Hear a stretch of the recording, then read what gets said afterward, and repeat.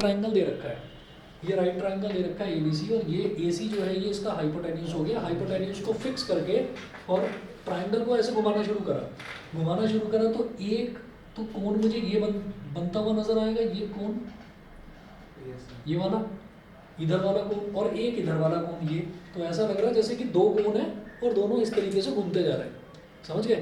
तो अब आप ये देखिएगा इसमें मुझे क्या करना होगा, इसमें सबसे पहला काम क्या है कि इस पॉइंट को D बोल दिया, इस वाले पॉइंट को आप बोल दीजिए M, इस बीच वाले पॉइंट को M बोल दीजिए। अब क्या करना होगा, मैं पहले AC निकालूंगा, तो आप ये कहिए apply Pythagoras theorem in triangle ABC। Apply sir जो आपने बुक का एग्जांपल दिया तो इसमें तो एक स्क्वायर तो बनेगा, तो इसमें दो कैसे बन रहे हैं? अच्छा, तो इसमें दो इस वजह से बन रहे हैं क्योंकि राइट ट्रायंगल है ना ये, क्योंकि राइट ट्रायंगल है और हम हाइपोटेन्यूज के अबाउट घुमा रहे हैं उसको। अच्छा, अब यही काम अगर आप हाइपोटेन्यूज के अबाउट ना करते, मान लो आप ऐसे कर देते कि भाई हाइपोटेन्यूज तो रहेगा फिक्स, वो सॉरी परपेंडिकुलर फिक्स रहेगा, ऐसे घुमाओगे, तो ऐसे घुमाओगे तो फिर एक ही बनेगा। लेकिन इसमें क्या है, इसमें तो दो कोण बनते हुए नजर आएंगे, ये सारी की सारी बात। तो वो एक ही फिगर कब बनती है, जब 90 डिग्री के एंगल को फिक्स रखकर घुमाया जाता है। 90 डिग्री वाला एंगल फिक्स नहीं है। जब मैं इसकी बात कर रहा था, जब मैं एक रेक्टेंगल की बात कर रहा था, तो एक 90 डिग्री वाला एंगल फिक्स रखा गया और घुमा दिया गया, तो एक ही फिगर। तो जहाँ 90 डिग्री वाला एंगल फिक्स रखा जाएगा और घुमाएंगे, वहाँ एक फिगर बनेगी। जहाँ 90 डिग्री वाला एंगल ही घूमना शुरू कर देगा खुद, वहाँ दो फिगर बनेगी। ठीक है, तो ये अपनी ही तरीके का अलग क्वेश्चन है, समझ लीजिए। सबसे पहले apply Pythagoras theorem in triangle ABC। मैंने ट्रायंगल ABC में पाइथागोरस थ्योरम लगा दी।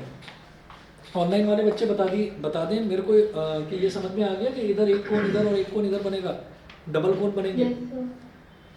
बाकी बच्चे बता दें भाई, विनायक, अंशुल, आयुष्मान, आर्या, अनुष्का, क्लियर है ना? चलिए ठीक है। तो अब आप ये देखिएगा कि अब मैं पाइथागोरस थ्योरम लगा रहा हूँ इन ट्रायंगल ABC में। तो हाइपोटेन्यूज क्या है, AC, तो क्या कहेंगे, AC का square is equal to AB का स्क्वायर प्लस BC का स्क्वायर। ठीक है, चलिए जी, AC का square is equal to AB क्या है 20 का स्क्वायर और BC क्या है 15 का स्क्वायर हो गया। तो फिर देखिएगा AC का स्क्वायर 20 का स्क्वायर इज 400 और 15 का स्क्वायर इज 225। तो आपको समझ में आ गया होगा कि AC कितना आने वाला है, AC स्क्वायर इज 625, तो AC इज 25 सेंटीमीटर। ठीक है, तो ये जो AC है, इस AC की पूरी लेंथ मेरे पास आ गई 25 सेंटीमीटर। ठीक, उसके बाद अब हम क्या करेंगे, ये जो ट्रायंगल ABC है ना, इस ट्रायंगल ABC का दो तरीके से एरिया निकालेंगे। कैसे, जब भी कोई राइट ट्रायंगल होता है तो उसका एरिया कैसे निकालते हैं, हाफ बेस इनटू हाइट करके।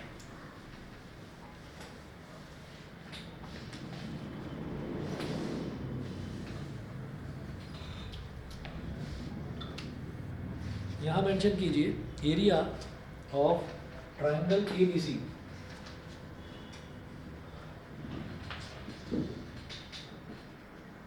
Area of triangle ABC is equal to half into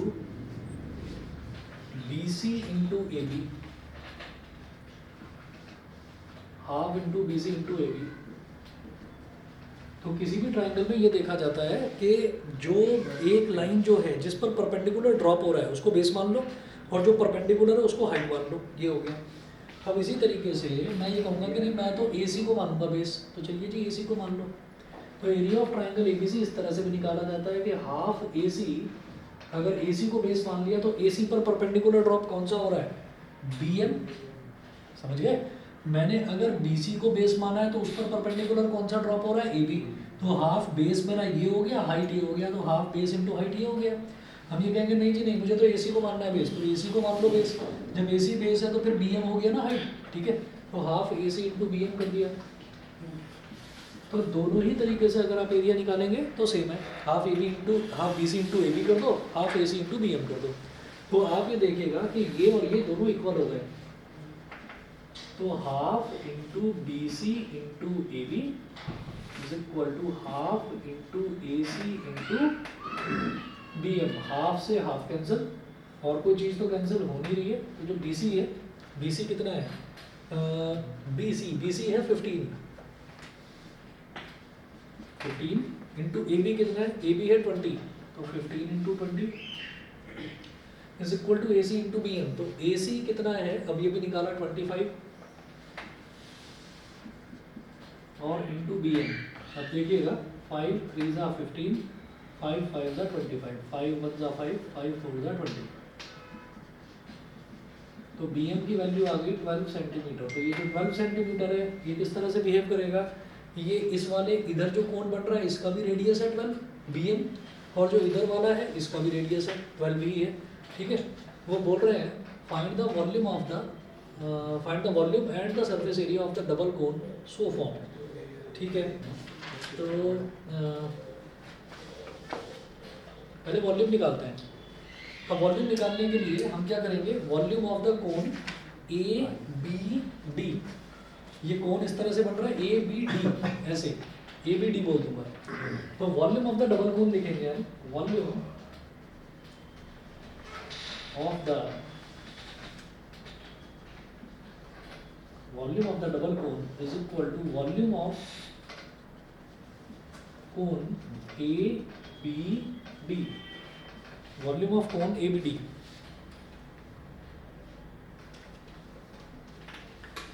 volume of cone A B D और volume of cone C B D plus volume of cone C B D.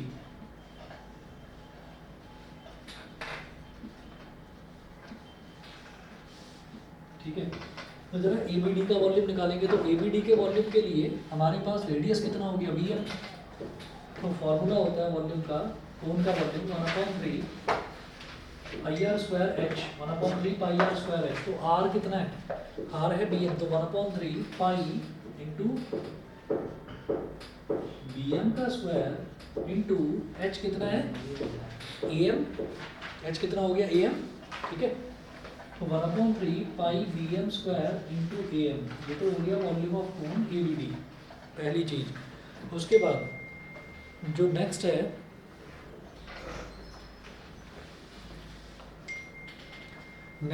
इसका सी B D का निकालेंगे। तो इसमें जो radius है वो radius कितना है बी एम, तो 1/3 pi B M square plus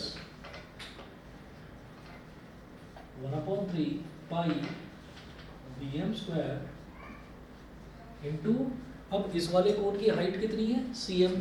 ठीक है, सी एम हो गई। तो अब जरा ध्यान देना कि जब दोनों कोन्स की मेरे को, अच्छा ये दिखाई नहीं दे रहा होगा शायद ऑनलाइन वालों को, मैं इधर लिख रहा हूँ 1/3 pi B M square into C M, थोड़ा नीचे को करके दिख रहा है ना आप सभी को। ठीक है, अब जरा ध्यान दीजिएगा। ओके, अब जरा ध्यान दीजिए कि इसमें क्या है कि जब हमें कोन का वॉल्यूम निकालना है तो फिर मुझे दोनों कोन्स की हाइट तो चाहिए होगी। 1/3 pi are square H, height क्यों नहीं निकाली, आप ये देखो जब दोनों कोन का रेडियस सेम आ रहा है तो भाई हाइट निकालने की जरूरत नहीं है। क्यों, 1/3 पाई बी एम स्क्वायर इसमें भी है, 1/3 पाई बी एम स्क्वायर इसमें भी है, कॉमन ले लो। कॉमन ले लिया मैंने 1/3 पाई बी एम स्क्वायर, ये कॉमन ले लिया। तो इधर ब्रैकेट में क्या बचा ए एम, बीच में प्लस का साइन, इधर ब्रैकेट में क्या बचा C M, A M plus C M, ये हो गया। तो अब जरा देखिए ए एम और सी एम जब ये दोनों ऐड हो जाएंगे तो क्या बन जाएगा, ए सी बन जाएगा। और ए सी की लेंथ मेरे को पता है 25। तो अलग अलग हाइट निकाल कर टाइम वेस्ट होता, समझ में आ गया। ठीक है, तो हम क्या करेंगे, अब लिखेंगे 1/3 पाई, पाई का मतलब क्या है 22। अच्छा, पाई इन्होंने पहले ही बोला है भाई 3.14 लेना है, तो पाई लेंगे 3.14। ठीक है, और फिर बी एम स्क्वायर, तो बी एम कितना है, बी एम तो निकाला था ना 12, और 12 का स्क्वायर इंटू ए सी। ठीक है, A M plus C M is A C. चलिए जी, 1/3 into 3.14 into 12 into A C is 45, 3 4 जा 12। ठीक है, 3.14 मल्टीप्लाइड बाई, ये जो 12 है इस 12 को अलग रखो, और 25 4 जा इज 100। 100 से हमें बड़ा फायदा हो गया, पॉइंट गया नीचे 100 आया, ये 100 से 100 कर गया, 12 को 314 से मल्टीप्लाई करिए सीधा सीधा। तो भाई 12 4 जा 48, 4 कैरी, 12 1 जा 12 और 4 16, 1 कैरी, 12 3 जा 36 और 1 37। तो 3768 सेंटीमीटर क्यूब। ये जो डबल कोन बन गया इसका वॉल्यूम कितना हो गया, 3768 सेंटीमीटर क्यूब। ठीक है जी, चलिए, एक तो ये काम हुआ, उसके बाद वो बोल रहे थे find the volume and the surface area of the double cone so formed. तो सरफेस एरिया जो इसका निकालना है वो कैसे निकालेंगे वो देखते हैं। यहाँ लिखिएगा surface area of the double cone. अब हमेशा के लिए मतलब दिमाग में बिठा लो इस चीज़ को, चाहे तो कहीं नोट कर लो अपनी नोटबुक के ऊपर। अगर क्वेश्चन में सरफेस एरिया लिखा हुआ है ना, सरफेस एरिया, तो समझ लेना टोटल पूछ रहे हैं, टोटल सरफेस एरिया पूछ रहे हैं, ठीक है। और अगर स्पेशली कर्व्ड सरफेस एरिया पूछा जाएगा तो वो बताएंगे कर्व्ड सरफेस एरिया। तो यहाँ पूछ रहे हैं surface area of the double cone. अच्छा, डबल कोन का सरफेस एरिया का मतलब क्या है? दोनों कर्व ऐड कर देंगे। बिल्कुल सही। दोनों जो, अगर सिर्फ सरफेस एरिया पूछा जा रहा है तो क्या निकालते हैं? Total surface area. लेकिन टोटल नहीं निकालना है, यहाँ दोनों का कर्व निकालना है, क्योंकि इसका कर्व मतलब ये वाला इधर वाला कोन और इधर वाला कोन दोनों जुड़े हुए हैं आपस में। तो उनका जो बेस है वो बेस तो मिक्स्ड है ना, है ना, बेस तो आपको दिखाई नहीं देगा। तो जो बाहर से मुझे दिख रहा है वो क्या दिख रहा है? इसका कर्व्ड सरफेस एरिया और इसका कर्व्ड सरफेस एरिया, क्योंकि दोनों के जो बेसेस हैं वो तो आपस में चिपके हुए हैं। तो हम क्या बोलेंगे? Surface area of the double cone is equal to CSA of cone ABD, CSA of cone ABD plus CSA of cone CBD। ठीक है जी। हाँ, कोन का सरफेस एरिया क्या होता है? पाई आर एल, ठीक है। एल क्या होती है? Slant height. तो जब मैं इस वाले कोन की बात कर रहा हूँ तो भाई 90 डिग्री के सामने वाली साइड यही तो होती है स्लैंट हाइट। तो स्लैंट हाइट कितनी हो जाएगी इसमें? AB, ठीक है। और आर तो सेम है BM। तो पाई आर एल यानी कि पाई इंटू BM इंटू AB, पाई इंटू BM इंटू AB, ठीक है। फिर मैं कौन CBD की बात करूँगा? CBD। तो भाई इसमें भी पाई और आर कितना है? BM। तो pi into BM, pi into r हो गया। और इसमें स्लैंट हाइट क्या होगी? 90 डिग्री के सामने वाली साइड CB, ठीक है।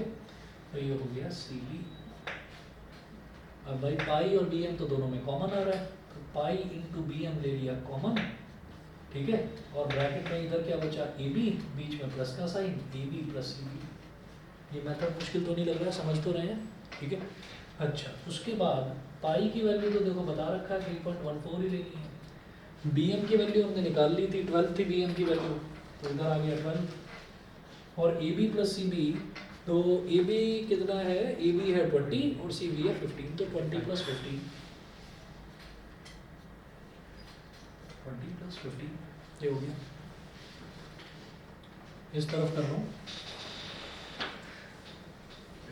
AB प्लस CB को AC ले लो। हाँ, AB प्लस CB को AC ले लो। नहीं AB CB लाइन में थोड़ी है, वो तो AM और CM है ना। AC AB ये है और ये BC, ठीक है। तो देखिएगा 3.14 इंटू 12,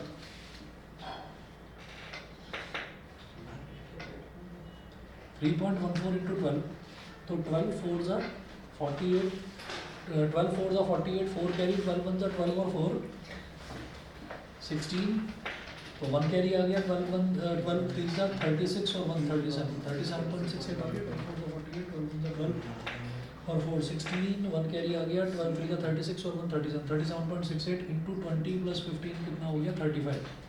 दोनों को करो भाई मल्टीप्लाई, 35 और 37.68, 37.68 और ये 35 आ गया, 5 8 का 40, 5 6 का 30 और 4 34 और 3 कैरी आ गया, 5 7 का 35 और 3 38, 3 कैरी, 5 3 का 15 और 3 18, ये आ गया 3 8 का 24, 3 6 का 18 और 2 22 कैरी आ गया, 3 7 का 21 और 2 23, 2 कैरी, 3 3 का 9 और 2 11, 0 4 plus 4 8 8 plus 3 11, 1 carry, 1 plus 1 3 1 3 1 880, तो 1318.80, 1318.80 सेंटीमीटर स्क्वायर, ठीक है जी। सर मेरा सर 9 आ रहा है। क्या बोल रहे हो? सर मेरा आंसर सर 1319 आ रहा है। हाँ ठीक है, अप्रॉक्सीमेटली ले सकते हैं, कहीं ना कहीं कुछ अप्रॉक्सीमेशन किया होगा तुमने। हाँ यस सर। ठीक है, लेकिन कोशिश करो कि अगर कहीं पर आपको राउंड ऑफ करना है ना, तो वो क्वेश्चन जब पूरी तरह से सॉल्व हो जाए लास्ट में करना, जाकर शुरुआत में मत करना। नहीं तो थोड़ा बहुत अंतर आ जाता है आंसर में।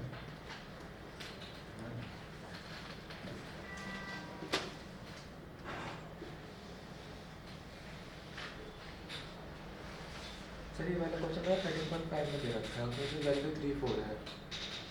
इसी में बुक में एनसीईआरटी हाँ बुक में ही है 13.5 में। इसमें 15 सेंटीमीटर 20 सेंटीमीटर है उसमें 4 और 3 और 4 है। चलो तो आसान बना दिया उस क्वेश्चन को थोड़ा सा, ये थोड़ा लेंथी हो गया। तो 13.5 तो आइडिया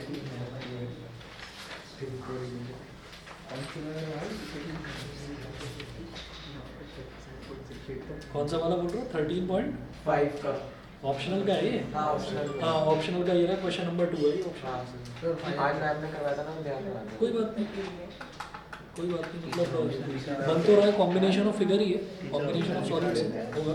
हाँ उन्होंने बोला कि चलिए जी, अब आप देखिए पेज नंबर 247, एग्जाम्पल नंबर 7 देखिए, पेज नंबर 247। ये तो साइड देंगे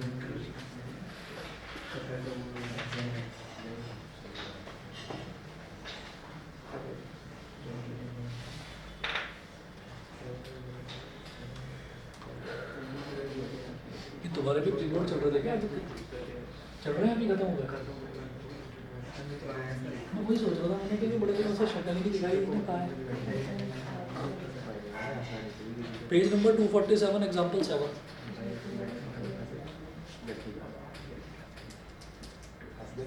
पेपर छूटा तो नहीं कोई? मैथ्स का पेपर छूटा तो नहीं? प्रीबोर्ड जनरली इसीलिए होते हैं कि आप मतलब स्पीड चेक के लिए होते हैं कि हमारी स्पीड ठीक आ रही है या नहीं आ रही है। A solid toy is in the form of a hemisphere surmounted by a right circular cone. एक सॉलिड टॉय है, उसमें क्या है कि एक हेमीस्फीयर है, हेमीस्फीयर और हेमीस्फीयर सरमाउंटेड बाय अ राइट सर्कुलर कोन। हेमीस्फीयर के ऊपर एक कोन रखा हुआ है, वो होता है ना, वो एक खिलौना होता है जिस पर भूसा मारते हैं नहीं वो नहीं और वो फिर से खड़ा हो जाता है, फिर भूसा मारते हैं, वो फिर आ जाता है, और फिर बच्चे रोने लगते हैं कि ये तो गिरता ही नहीं है। ठीक है, वो वाला है। देखिए ऐसे ये जो इसका बेस है, बेस तो बना रखा है हेमीस्फीयर का, और hemisphere surmounted bye right circular cone. तो हेमीस्फीयर के ऊपर जो है, हेमीस्फीयर के ऊपर एक कोन है, हेमीस्फीयर के ऊपर एक कोन है। अब ऑब्वियसली में जो हेमीस्फीयर का रेडियस है और जो कोन का रेडियस है वो सेम ही है ना। अच्छा जी, अब ये क्या बोल रहे हैं? The height of the cone is 2 centimetre. जो कोन है ना, कोन की हाइट 2 सेंटीमीटर है। यहाँ से यहाँ तक जो कोन है, कोन की हाइट है 2 सेंटीमीटर। 2 सेंटीमीटर। अब वो बोल रहे हैं and the diameter of the base is 4 centimetre. Base का डायमीटर 4 सेंटीमीटर है, यानी कि बेस का रेडियस भी 2 सेंटीमीटर ही है। और टोटल टॉय की हाइट 4 होगी। तो जो बेस का रेडियस है वो भी 2 सेंटीमीटर है। अब इसका मतलब क्या होगा कि अब एक चीज और बोल रहे हैं, वो determine the volume of the toy. तो पहले तो टॉय की वॉल्यूम बतानी है, तो टॉय की वॉल्यूम देखिएगा क्या होगी। टॉयज वॉल्यूम क्या होगा, एक तो हेमिस्फीयर का वॉल्यूम और एक कोन का वॉल्यूम। ठीक है, तो toy's volume is equal to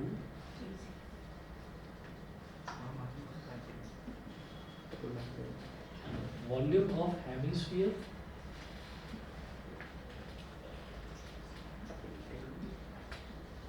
volume of hemisphere plus volume of cone, volume of hemisphere plus volume of cone. ये हो गया। हाँ जी, हेमिस्फीयर का वॉल्यूम, हेमिस्फीयर का वॉल्यूम होता है 2/3 पाई आर क्यूब, और कोन का वॉल्यूम क्या होता है 1/3 pi are square. Pi are square. अब आपको ये दिखाई दे रहा है कि अपॉन में 3 ऊपर पाई और इधर आर क्यूब है और इधर आर स्क्वायर है, इसको कॉमन लिया जा सकता है। मैं एक काम करूँगा, 1/3 पाई आर स्क्वायर ये कॉमन ले लेंगे। 1/3 पाई आर स्क्वायर कॉमन ले लिया, तो इधर एक तो बचा 2 और एक बचा आर, तो 2r plus 1/3 pi are square ले लिया, तो इधर तो केवल h ही बचा बस। ठीक है, तो इस तरह से हमारी मतलब पूरी जो वॉल्यूम है वो वॉल्यूम ऐसे निकल जाएगी। तो कभी भी आप एक काम करें, कि कुछ बच्चों में ये आदत है कि पहले हेमीस्फीयर का वॉल्यूम अलग निकाल लेंगे, फिर कोन का वॉल्यूम अलग निकालेंगे, फिर ऐड करेंगे, तो आपका ना काम बढ़ेगा उसमें। तो आप क्या करिए, जब आपको दिखाई दे रहा है कि भाई दोनों का रेडियस सेम है, तो आपको दिख रहा है भाई कॉमन लिया जा सकता है, तो क्या करिए, पहले जितना कॉमन लिया जा सके वो कॉमन लो, और फिर ये जो पाई है ना जो परेशान करता है 22/7, इससे एक ही बार करना पड़ेगा मल्टीप्लाई, ठीक है, तो हमारा काम थोड़ा सा आसान हो जाएगा। ठीक, समझ रहे? अब देखिएगा पाई 3.14 3.14 लेना है तो भी ठीक है, तो और अच्छा है। 3.14 ये पॉइंट वाला और दुखी करता है, मतलब एक ही बार जरूरत पड़ेगी मुझे पाई यूज करने की।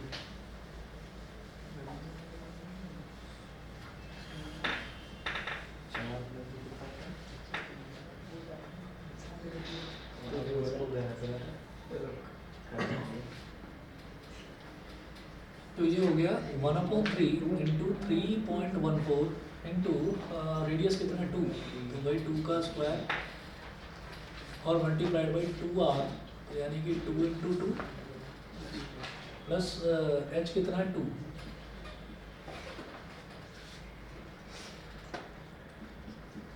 वन अपॉन 3 इंटू 3.14, 2 का स्क्वायर इज 4, 2 2 ज़ा 4 है ना, और 4 प्लस 2 इज 6,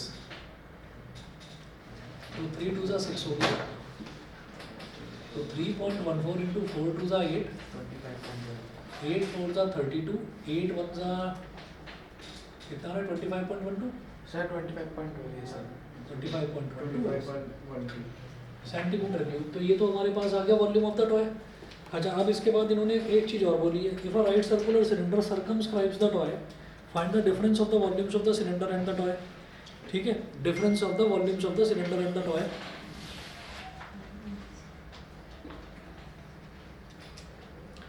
ठीक है, तो क्या होता है कि भाई ये जो हमारा टॉय है, इस टॉय को आपने सर्कमस्क्राइब कर दिया। सर्कमस्क्राइब का मतलब क्या है कि इसको आपने बिल्कुल फिक्स कर दिया ऐसे कि जो हेमीस्फीयर का बेस है, सर्कमस्क्राइब का मतलब क्या है, जस्ट उसको एंक्लोज करना, उसको घेर लेना चारों तरफ से। तो हमने इसको एक सिलेंडर के अंदर ऐसे डाला कि वो बिल्कुल सिलेंडर में ना फिक्स हो गया अच्छी तरीके से, मतलब इसका इधर वाला कोना भी सिलेंडर से टच है, इधर वाला कोना भी सिलेंडर से टच है, और जो इसका टॉप है ना, इसका जो टॉप वाला पॉइंट है वो भी सिलेंडर का जो टॉप वाला सेंटर है वो सेंटर से कोइंसाइड कर रहा है, मतलब एग्जैक्टली ये इसको कवर कर रहा है। ये हो गया। अब वो बोल रहे हैं what is the difference of the volumes of the two, यानी कि अंदर तो क्या है, अंदर तो टॉय है और बाहर बन रहा है सिलेंडर। टॉय का वॉल्यूम मैं निकाल चुका हूँ, सिलेंडर का वॉल्यूम निकाल लो। सिलेंडर में से टॉय के वॉल्यूम को सब्ट्रैक्ट कर दीजिए, तो ये जो बचा कुचा वॉल्यूम है ना, इधर का ये जो बचा कुचा वॉल्यूम है ये आ जाएगा। समझ गए मेरी बात? ठीक है, चलिए तो अब मैं क्या करूँगा कि ये जो हमारा सिलेंडर आया है, सिलेंडर का रेडियस तो बेटा यही हो गया जो कोन का रेडियस है, जो हेमिस्फीयर का रेडियस है। तो आर तो हो गया 2 सेंटीमीटर, और जो हाइट है वो बता दो जरा, 4 सेंटीमीटर हो गई, क्योंकि यहाँ से यहाँ वाली भी 2 है, तो ये जो है ये भी तो 2 ही होगी, क्योंकि हेमिस्फीयर का रेडियस इधर लो या इधर लो, हर जगह 2 ही 2 होगा। ठीक है, तो 4 सेंटीमीटर हो गया। इसको कैपिटल आर बोल दो, कैपिटल आर 2 सेंटीमीटर।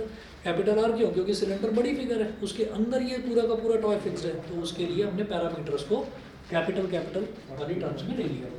तो मैं बोलूँगा volume of the cylinder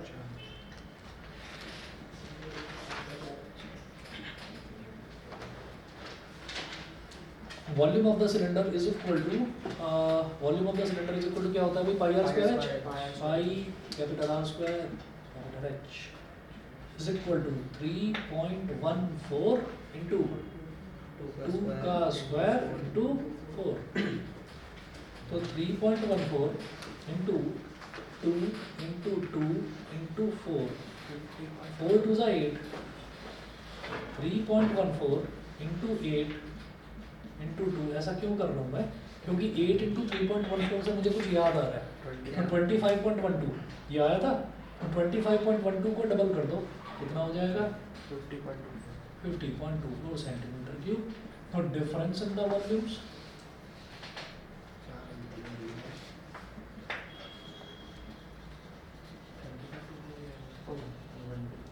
Difference in the volumes is equal to 50.24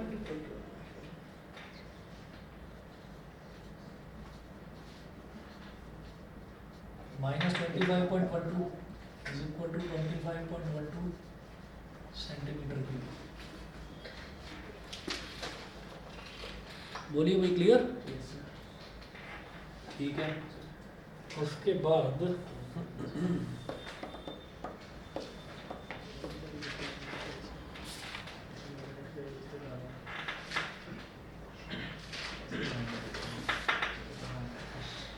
मैं इसके लास्ट के 2-3 क्वेश्चंस करवाता हूँ.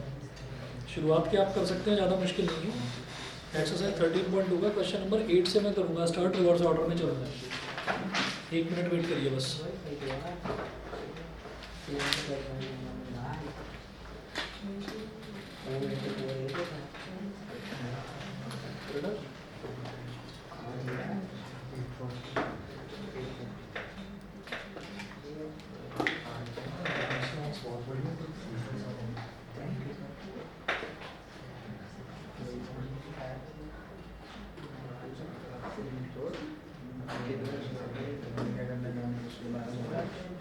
हमारे बारे में तो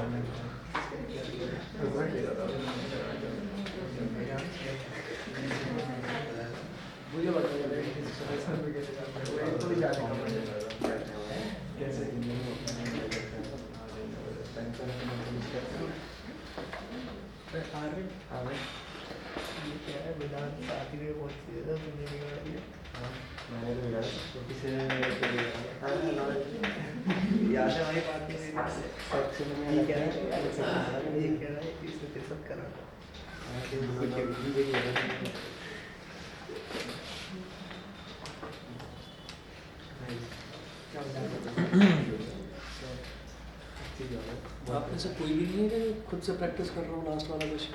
सर मैं पक चुका हूँ चैप्टर करके. वैसे ही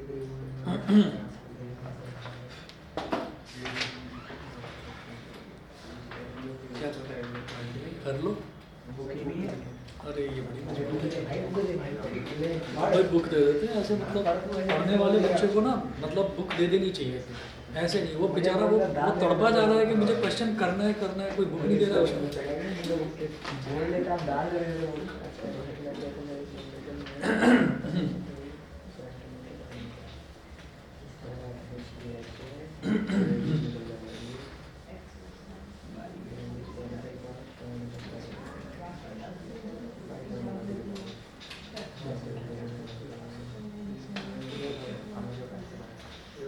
अच्छा, 12th क्लास के बाद तो स्ट्रीम डिसाइड होती है ना.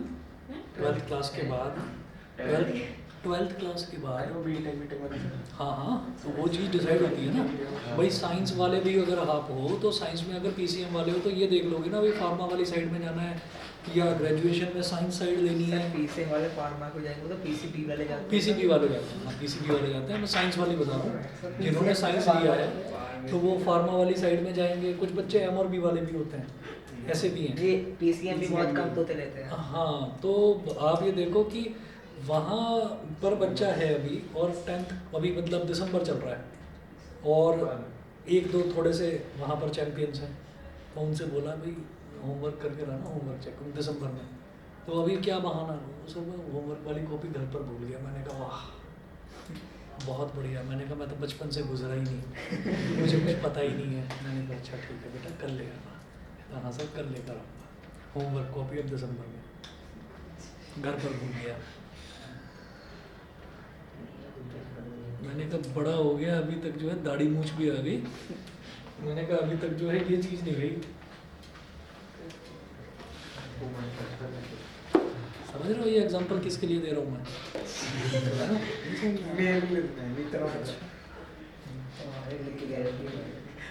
तो क्या हुआ कि अभी बुक ली थी इसने, बुक लेने के बावजूद भी नोटबुक ऐसी कोरी की कोरी है।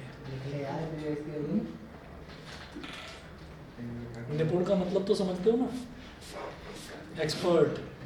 हर किसी एक चीज में ना।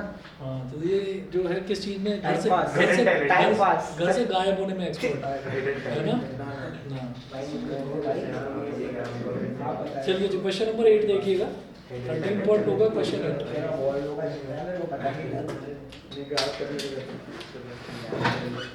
बच्चा छोड़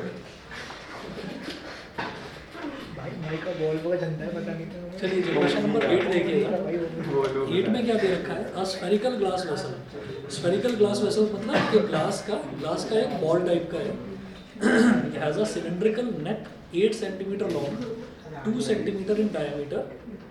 The diameter of the spherical part is 8.5 centimeter. अब जरा देखिएगा, a spherical glass vessel has a cylindrical neck 8 centimeter long. तो एक spherical glass vessel है।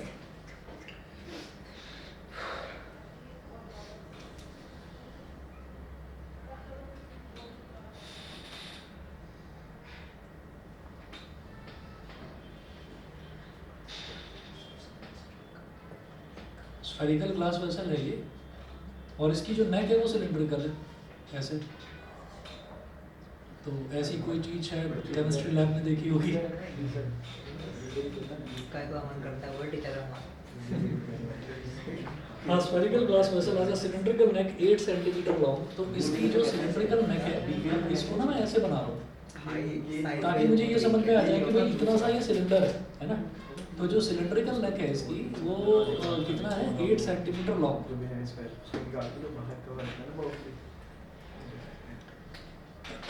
तो 8 centimetre long cylindrical neck.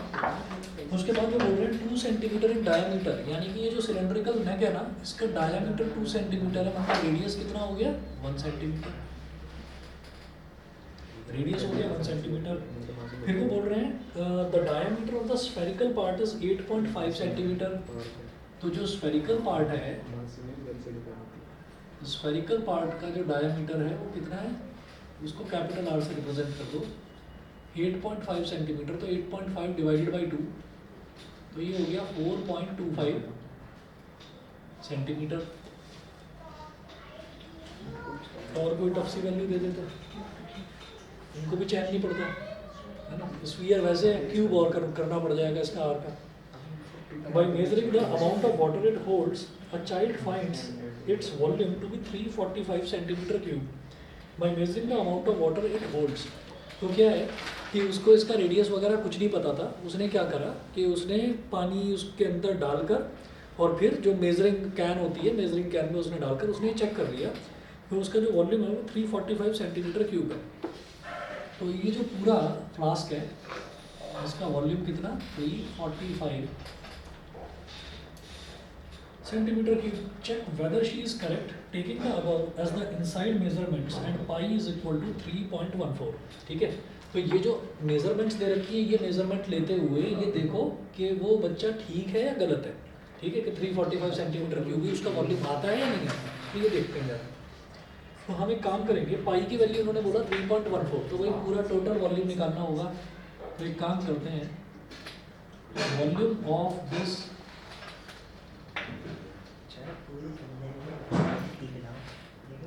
Volume of this vessel, इस वेसल का वॉल्यूम क्या हो जाएगा, पाई आर स्क्वायर एच, यानी कि ये तो सिलेंडर का volume pi are square h. और फिर जो स्फीयर है, स्फीयर का वॉल्यूम होता है भाई 4/3 पाई capital are cube, 4/3 capital R cube. अब यहाँ से पाई कॉमन लिया जा सकता है, आर स्क्वायर एच प्लस 4/3 और कैपिटल आर क्यूब यानी कि 4.25 का क्यूब। अब यहाँ आर, स्मॉल आर और स्मॉल एच की वैल्यू भी डाल देंगे। इधर करना है।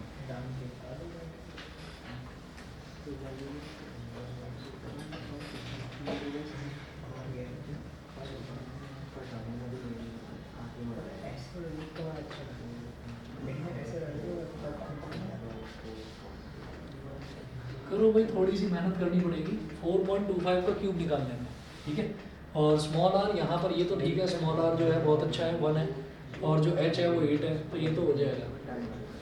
तो पाई की वैल्यू है 3.14 और स्मॉल आर इज 1, तो 1 का स्क्वायर, और H is 8 multiplied by 8 plus 4/3, 3 से 4.4 और 2 6 हाँ, 4.25 into 4.25, 4.25 into 4.25 into 4.25।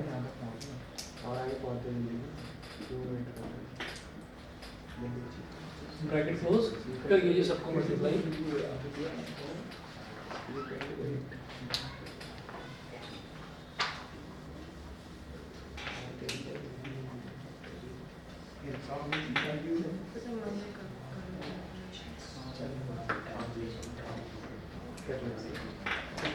So 4.25 into 4.25, 5 5s are 25, 2 carry, 5 2s are 10 or 2 12, 1 carry, 5 4s are 20 or 1 21, 2 5s are 10, 1 carry, 2 2s are 4 or 1 5 or 2 4s are 8, double cross, 4 5s are 20, 2 carry, 4 2s are 8 or 2 10, 1 carry, 4 2s are 16 or 1 17। ये 5 आ गया, ये 2 आ गया, 1 + 5 6 आ गया, 2 + 8 10 आ गया, 1 carry, 1 + 7 8, 180 625। अभी तो इतना है। हाँ, और 4.25 से कर दिया। Yes sir.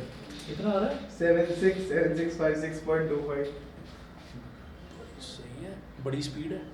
कितना? 76 7656 76 56.25। भाई नहीं है फोन में तो 0.7656 सर ऐसा कैसे हो जाएगा यार, ऊपर भी तो 4 पॉइंट है। नहीं, वो पॉइंट गलत लगा दिया ना। हाँ ये गलत है। तो 4.25 4 है ना, उसको 1 2 भाई 3 6 4 होंगे, 5 6 होंगे। 7.6 अभी तो ठीक है ना। हाँ भाई एक बार जरा देख लो कैलकुलेटर से भी सही क्या है है। सही है सर। सर सही है। पॉइंट मिस्टेक है सर पॉइंट मिस्टेक अरे है, वैसे कैलकुलेशन में बड़ा मेरे अच्छा है, सही है। बिल्कुल बनता है। चाचा चौधरी वाला दिमाग है इससे। सही है। पढ़िए कॉमिक्स चाचा चौधरी, कंप्यूटर से भी तेज दिमाग चलता है। तो 76.76 3.14 multiplied by 8 plus 4/3 into 76.76 approximate कर दो। ठीक है, अच्छा 3 से इसको डिवाइड कर दीजिए। तो 3 2 6, 7 - 6 is 1, 1 6 16, 3 5 are 15, 16 - 15 is again 1, 1 7 17, 3 5 are 15, 26 आ गया, 3 8 are 24। ठीक है ना, मैं 2 डेसिमल प्लेसेस लेके करूँगा। उसके बाद 3.14 ब्रैकेट में 8 प्लस 4 8 are 32, 4 5 are 20 और 3 23, 2 कैरी आ गया, 4 5 are 20 और 2 22, 2 कैरी आ गया, 4 2 are 8 और 2 10, 102.32 और इसमें 3.14 इंटू ये 110.32 बता दो भाई चाचा चौधरी। सर 2 सेकंड 2 सेकंड दे दूंगा अभी देखता हूँ कितना। सर 2 सेकंड सॉरी थोड़ा टाइम चलो 1 मिनट दिया। हाँ ठीक है सर 2 मिनट ले लिया 4 2 8 4 2 0 8 4 0 1 4 क्या था 2 3 0 1 1 6 9 0 3 3 कर तो रहा है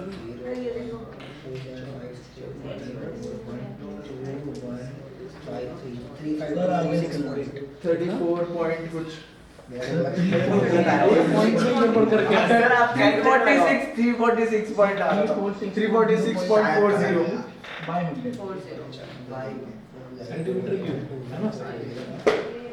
तो उन्होंने बोला है कि check whether she is correct taking the above as the inside measurements. लगभग अप्रॉक्सीमेटली वो ठीक है। उसने लड़की ने चेक करके बताया कि वो जो वेसल है उसका वॉल्यूम है 345 सेंटीमीटर क्यूब और इसका कितना आ रहा है 346.40। तो थोड़ा बहुत अंतर आ रहा है, लगभग 1.5 या 1.4 सेंटीमीटर क्यूब का अंतर आ रहा है। तो ये हमारा, मैं एक बार आंसर चेक कर लेता हूँ। 13.2 का क्वेश्चन नंबर 8 गलत है।